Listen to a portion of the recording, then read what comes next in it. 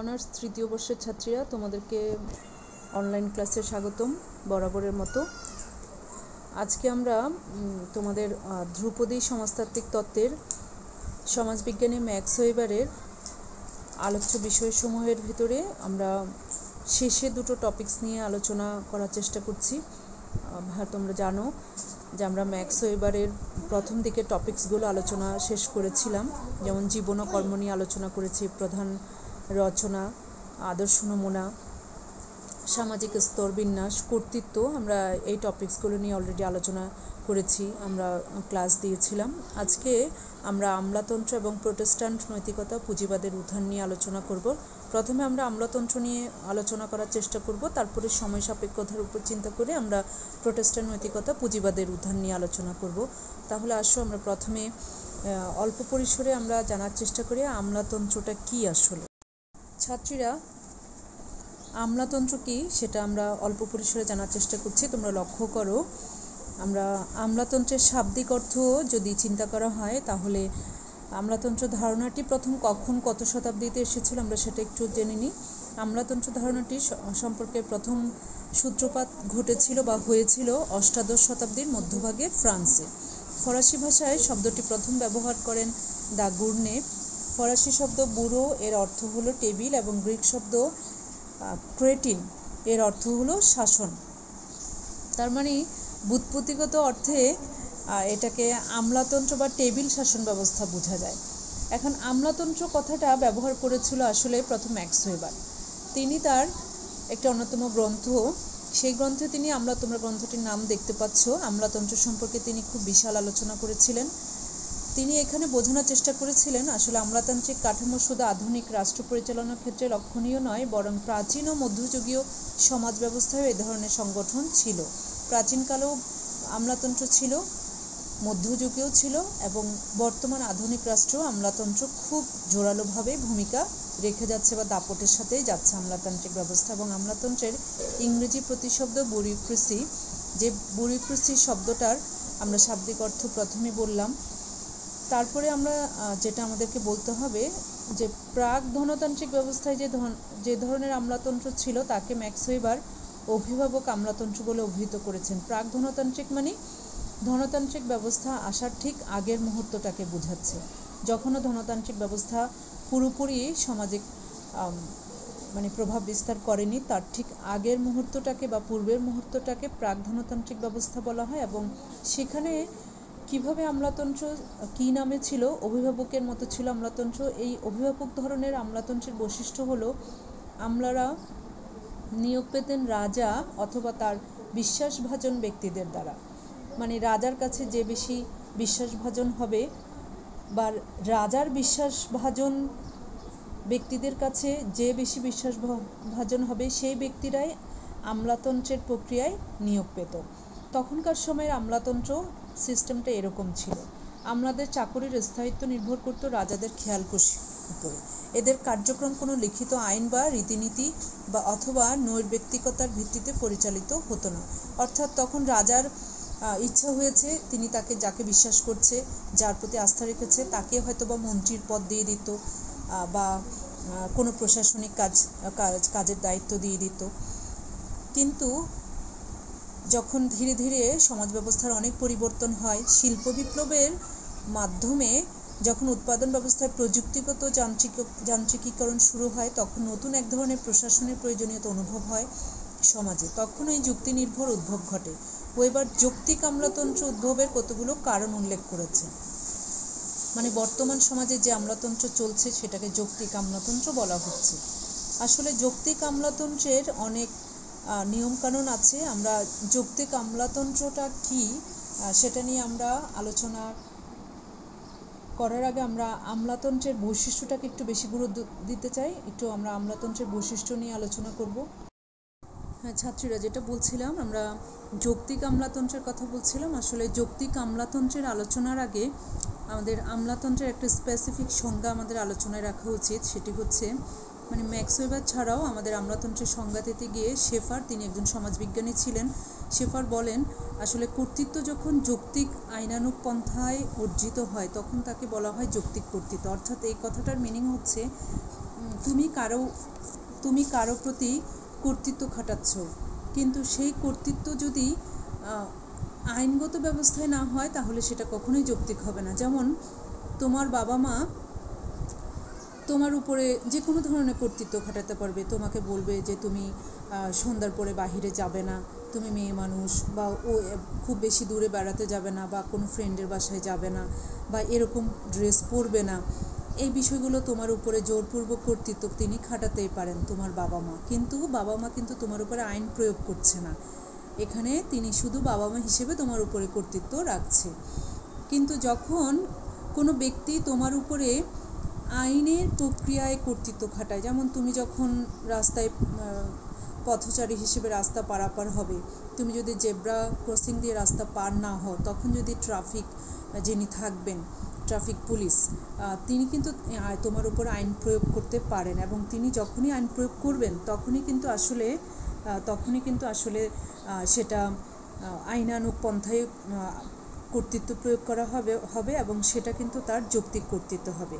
আর আধুনিক সমাজে আইনগত যৌক্তিক কর্তৃত্বের প্রয়োগ ঘটে আমলাতন্ত্রের মাধ্যমে। যদিও আধুনিক আমলাতন্ত্র সামাজিক বৈশিষ্ট্যের কারণে, অর্থাৎ সমাজের জটিল উৎপাদন ব্যবস্থা এবং শক্তিশালী রাষ্ট্রীয় কাঠামোর কারণে বর্তমানে একটি বিশেষ রূপ লাভ করেছে, তথাপি প্রাচীন সমাজগুলোতে আমলাতন্ত্র বিদ্যমান ছিল বলে মেনে নেওয়া হয়। এখন আমরা যেটা বলছিলাম যে যৌক্তিক আমলাতন্ত্র, ও এবার যৌক্তিক আমলাতন্ত্র উদ্ভবের কতগুলো কারণ উল্লেখ করেছিল। যেমন তোমরা স্ক্রিনে একটা কারণ দেখতে পাচ্ছ, যে প্রযুক্তিগত বিপ্লবের ফলে শিল্প উৎপাদন এবং ভোগ্যপণ্য সমূহের উৎপাদন অভাবনীয়ভাবে বৃদ্ধি পায়। যখনই প্রযুক্তি আসে তখন শিল্পের উৎপাদন অনেক বেশি হয়, এবং যেসব ভোগ্যপণ্য সমাজের মানুষ যে পণ্যগুলো ভোগ করে, ভোগ্যপণ্যগুলোর উৎপাদন উত্তরোত্তর বৃদ্ধি পায়। এই শিল্প উৎপাদন ও ভোগ্যপণ্য বিপণনের ব্যবস্থা সুষ্ঠুভাবে সম্পাদনের জন্য বিভিন্ন শিল্প প্রতিষ্ঠান ও বাণিজ্যিক সংস্থা আমলাতান্ত্রিক কাঠামো গড়ে তুলেছে। ছাত্রীরা, আমরা আমলাতন্ত্রের শাব্দিক দিক থেকে আমলাতন্ত্রের ব্যুৎপত্তিগত উৎস বা অর্থ আলোচনা করেছি, এবং আমরা এরপরে ম্যাক্সও এবার কীভাবে যৌক্তিক আমলাতন্ত্রের কথা বলেছে এবং শেফারের আমলাতন্ত্রের কথা বললাম, তোমরা স্ক্রিনে নিশ্চয়ই দেখতে পেয়েছো। এখন আমরা আমলাতন্ত্রের স্পেসিফিক কয়েকটা বৈশিষ্ট্য আলোচনা করব, যেগুলো আমাদের এই আধুনিক পুঁজিবাদী সমাজে যে আমলাতন্ত্র প্রয়োগ করা হচ্ছে, আমরা আসলে সেই আমলাতন্ত্রের বৈশিষ্ট্য আলোচনা করার চেষ্টা করছি। তোমরা দেখো, প্রথমে বলছে নিয়ম। সরকারি নিয়ম মাফিক কর্মকর্তা নিযুক্তি ও কর্মসম্পাদনের নির্দেশমালা। সরকারি নিয়ম মাফিক কর্মকর্তা, অর্থাৎ সরকারি অফিস আদালতগুলোতে যেভাবে কর্মকর্তাদেরকে তোমার নিয়োগ দেওয়া হচ্ছে এবং তাদের কাজগুলোকে যেভাবে সাজিয়ে দেওয়া হচ্ছে, সেই নির্দেশগুলো আসলে আমলাতন্ত্রের মাধ্যমে আসে। পদসোপান।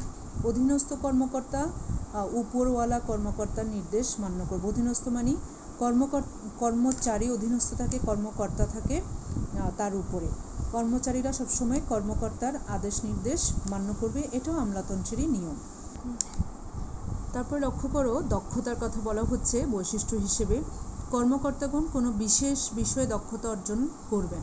কোনো বিশেষ বিষয়ে, অর্থাৎ তোমাকে যদি কখনো বা কোন সমাজের কোনো ব্যক্তিকে যদি সরকারি চাকরি দেওয়া হয়, তাকে কোন পোস্টে চাকরি দেওয়া হচ্ছে এবং সেই পোস্টের জন্য তিনি দক্ষ কি না, অথবা যদি তিনি দক্ষ নাই থাকেন তাহলে কিন্তু তাকে সেই কাজের জন্য দক্ষতা তৈরি করে কিন্তু তাকে সেখানে পাঠানো হবে। তার মানে তোমাকে নিয়োগ দেওয়ার পরেও কিন্তু তোমাকে কাজে আগে পাঠানো হচ্ছে না, তোমাকে আগে দক্ষ করা হবে, কিছুদিন তোমাকে সেই কাজ শেখানো হবে স্পেসিফিক কোনো একটা জায়গায়, তারপর তোমাকে তোমার পোস্টিং দেওয়া হবে। এই দক্ষতা দিয়ে সেটাই বোঝানো হচ্ছে, এবং বর্তমানে আধুনিক সমাজে আমলাতন্ত্রের এই বৈশিষ্ট্যটা খুবই ভালোভাবে প্রয়োগ করা হচ্ছে এবং প্রয়োগ অবশ্যই করতে হবে। তারপরে নৈর্ব্যক্তিকতা। কর্মকর্তাদের নিজ নামে নয়, প্রতিষ্ঠানের নামে প্রতিষ্ঠানের স্বার্থে কাজ করবেন। অর্থাৎ একজন কর্মকর্তা, তাকে একটা পোস্টে চাকরি দেওয়া হয়েছে, একটা পোস্টে চাকরি দিলে তিনি কিন্তু ওই পোস্টে যে তিনি একজন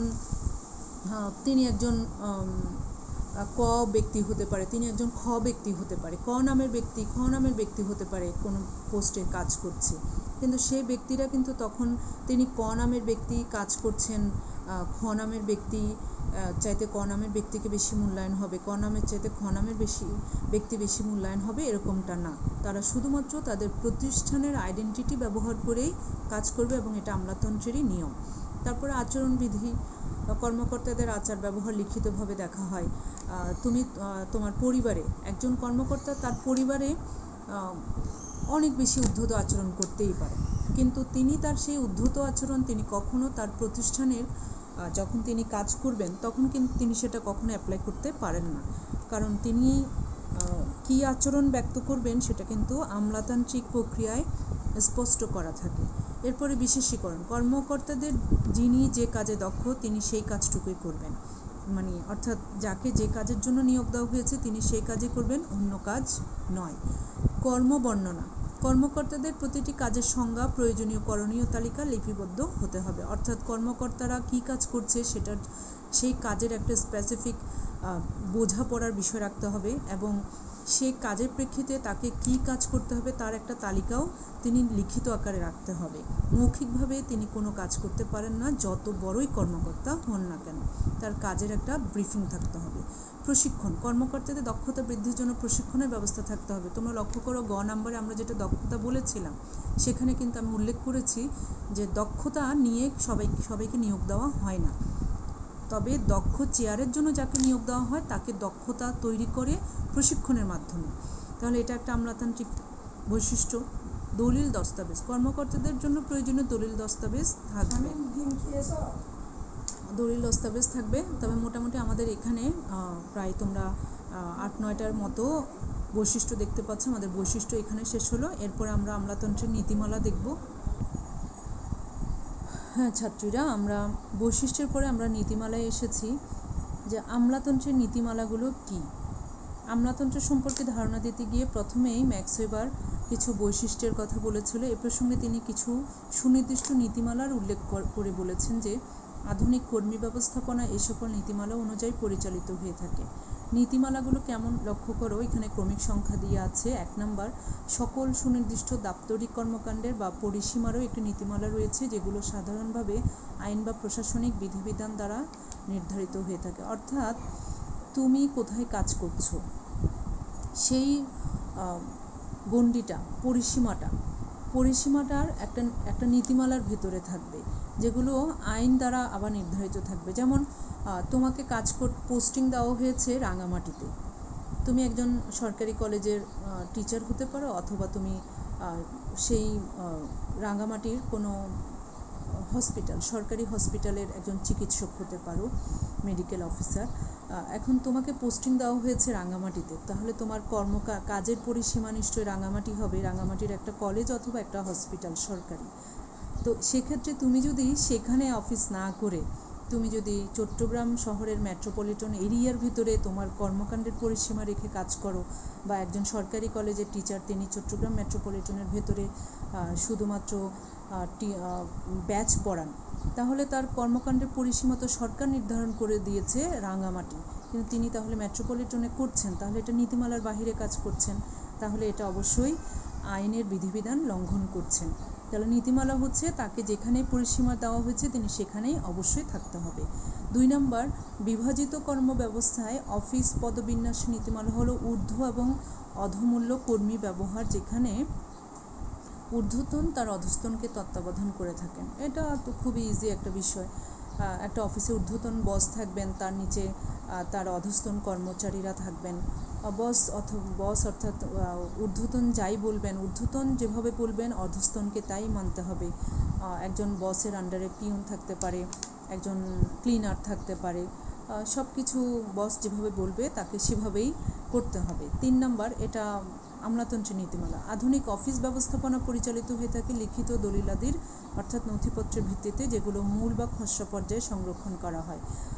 মানে এখনকার সময়ে যে অফিসগুলো আছে সে অফিসের কিছু ডকুমেন্টস থাকবে, সে ডকুমেন্টস অনুযায়ী ওখানে যারা কাজ করবে তাদেরকে সে ডকুমেন্টস সংরক্ষণ করতে হবে এবং সেই ডকুমেন্টস অনুযায়ী কাজ করতে হবে।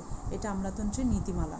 4 নাম্বার, দপ্তর ব্যবস্থাপনা ন্যূনপক্ষে বিশেষায়িত দপ্তর ব্যবস্থাপনা এবং আধুনিক সকল ব্যবস্থাপনায় সাধারণভাবে বিশেষায়িত প্রশিক্ষণের ভিত্তিতে গড়ে ওঠে। অর্থাৎ এটাকে যদি আমরা একটু ব্যাখ্যা করি, সেটা হচ্ছে একজন সরকারি কর্মকর্তা বা কর্মচারী যে দপ্তরে কাজ করুক না কেন, সেই দপ্তরে কাজ করার মতো তার প্রশিক্ষণ থাকতে হবে। অর্থাৎ একজন মেডিকেলের লোককে যদি একটা পুলিশ ডিপার্টমেন্টে পোস্টিং দিয়ে দেওয়া হয়, তাহলে তো তিনি সেই ডিপার্টমেন্টের জন্য তিনি অবশ্যই উপযুক্ত না। পুলিশ ডিপার্টমেন্ট অর্থাৎ আইন নিয়ে কাজ করা তো একজন ডাক্তারের কাজ না। বা একটা পুলিশ ডিপার্টমেন্ট বা আইন প্রয়োগকারী সংস্থার একজন ব্যক্তিকে যদি হসপিটালের কোনো জায়গায় পোস্টিং দিয়ে দেওয়া হয়, তাহলে তো আইন প্রয়োগকারী সংস্থা তো হসপিটালের সিস্টেমের অনুযায়ী তিনি কাজ করতে পারবেন না। তাহলে সেক্ষেত্রে দপ্তর ব্যবস্থাপনা, বিশেষায়িত দপ্তর ব্যবস্থাপনা সম্পর্কে কারো ভালো প্রশিক্ষণ আছে কিনা সেভাবেই একজন ব্যক্তিকে দায়িত্ব দিতে হবে। এটা একটা নীতিমালা। সার্বিকভাবে প্রতিষ্ঠিত একটি দপ্তরের কর্মকাণ্ড ওই দপ্তরে নিয়োজিত সকল কর্মীর দক্ষতার পূর্ণ সদ্ব্যবহার প্রত্যাশা করে। অর্থাৎ দপ্তরে যারা কাজ করবে সবাই কিন্তু সবার দক্ষতা অনুযায়ী ঠিকঠাকভাবে কাজের সদ্ব্যবহার করবে, এটাই কিন্তু আমলাতন্ত্রের নীতিমালা বলে দেয়। তারপর 6 নম্বর, মোটামুটি স্থায়ী কম বেশি অপরিবর্তনীয় এবং শিক্ষণীয় সাধারণ নিয়মকানুনসমূহ কর্মী ব্যবস্থাপনা মেনে চলে। অর্থাৎ আমলাতন্ত্রের নীতিমালা বলছে